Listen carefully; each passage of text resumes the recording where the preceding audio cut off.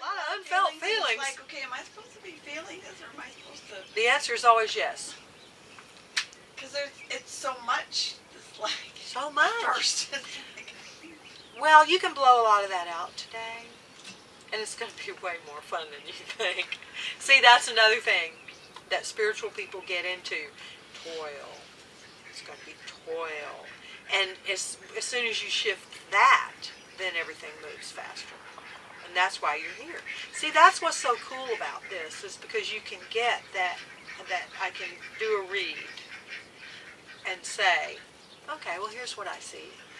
And see, if you've had a habit of being depressed for a long time, and I say that quite deliberately. I quite deliberately call it a habit, because everything that we experience on an ongoing basis is just a habit.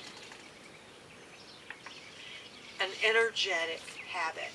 And people go, oh, well, it's blood chemistry. And I'll go, yeah, you got a habit of producing those chemicals. And we tend to keep doing what we've been doing. It's a law of momentum, you could call it. The law of momentum says that what you're doing is what you're going to keep doing unless you change something, unless you put a variable in there. A rock is rolling down an endless hill. It's going to keep rolling down this endless hill unless it hits another rock and goes another direction, or unless it hits a rock and stops, or unless somebody stops it, or like that. So I've never found depression to be a very difficult thing with this at all. It's very easy, actually. Now, your conscious mind piece, your 10%, Grace does 90, yours is 10%. Your conscious mind piece will be when your mind, which is an incredible habit machine, oh God, is that thing run by habit, will be just to steer it a little bit every now and then and go, no, don't go over there in your habitual place. Would you go over there? No, don't go over there. Go over there. No, don't go over there. Go over there. But like training, like dog training, mind training, after a while that becomes your new habit. And then that works for you. Then the law of momentum works for you. Because once you get rolling in a habit of joy and looking for joyous thoughts and joyous things and joyous people, once you get in that habit, that momentum will carry you too. And then more and more of those thoughts show up, more and more of those things show up. Like when something goes wrong for me, there's just an automatic habit to say, oh well, now what?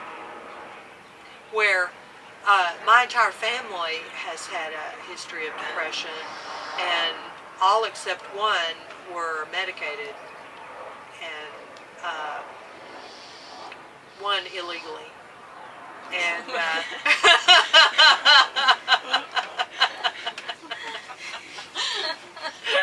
doesn't always work either. Oh, it didn't work very well at all. Actually, some of that stuff fries your brain. I think he's doing better. I think he's all right. But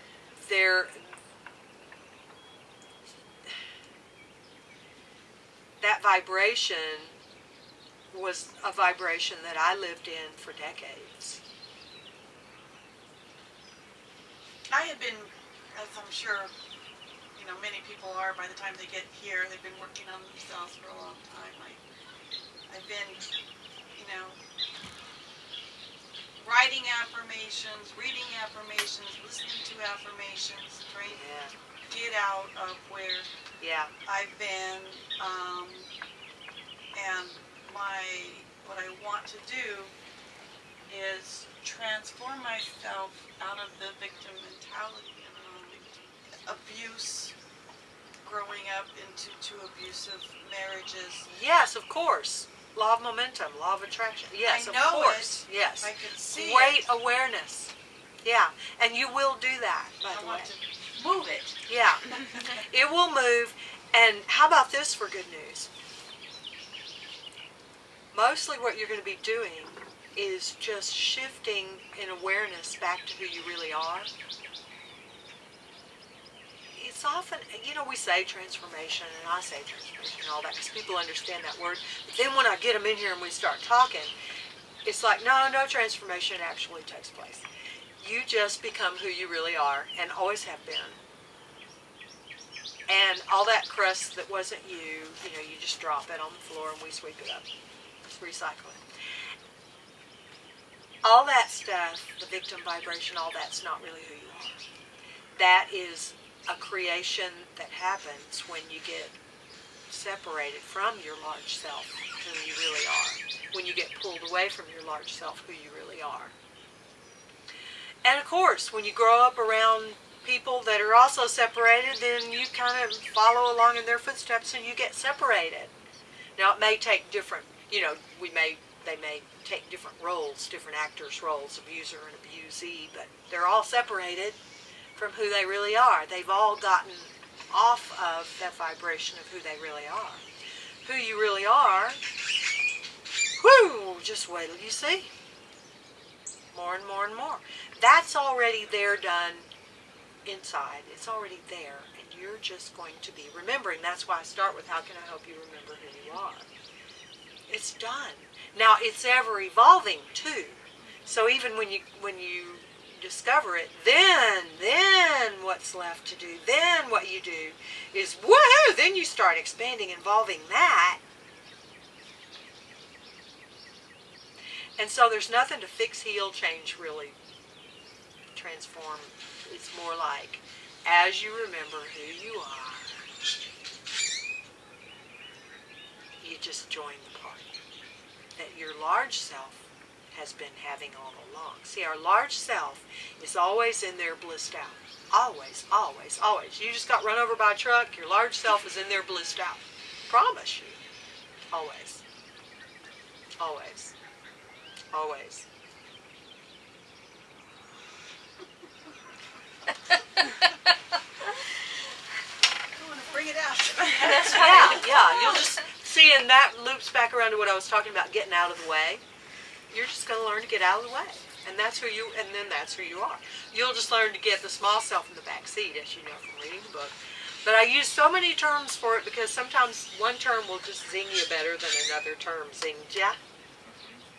Yeah. I don't know how many metaphors, have been cranked out, but it helps understand the unfathomable.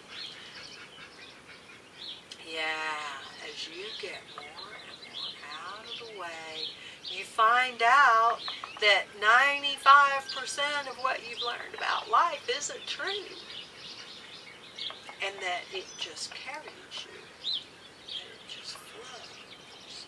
And yeah, you have challenges and adventures. You came here for that.